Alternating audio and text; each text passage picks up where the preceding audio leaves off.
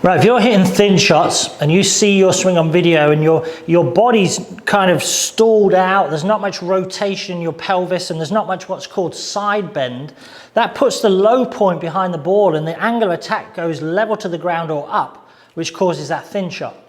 What we need in order to hit down on the ball and hit a decent divot after it is a low point after the ball and an angle of attack that goes down. I've got a 7-iron here. I want the angle of attack on TrackMan to be 4 or 5 down to be solid.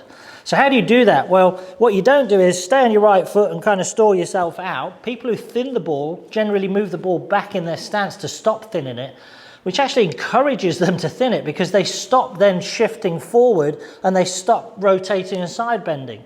If you've got the ball way back, you just stall your body, stay on your right foot, the low point perpetuates itself.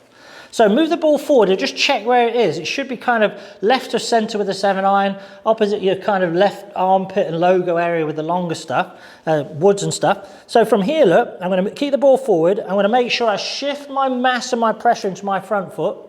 Don't be afraid to move 3 or 4 inches into that front foot. I'm going to turn into my left heel as I get my right hip down. This is called side bend. You can see how much side bend I've got, how much rotation I've got. And you see how my belt buckle and my mass has moved forward. So if I can get my mass and my belt buckle to move forward and my right hip down and my left hip out of the way, I'm then going to hit it solid. I'm going to move my low point forward, move my angle of attack down. So get an alignment stick and just start doing some work on trying to shift your mass, get your right hip down, left hip open, get yourself kind of on it. And have that ball more forward than you feel. Have the courage to move into the shot and then spin out of the way. That's going to move the low point where you want it, the angle of attack where you want it. Thins are going to be gone forever.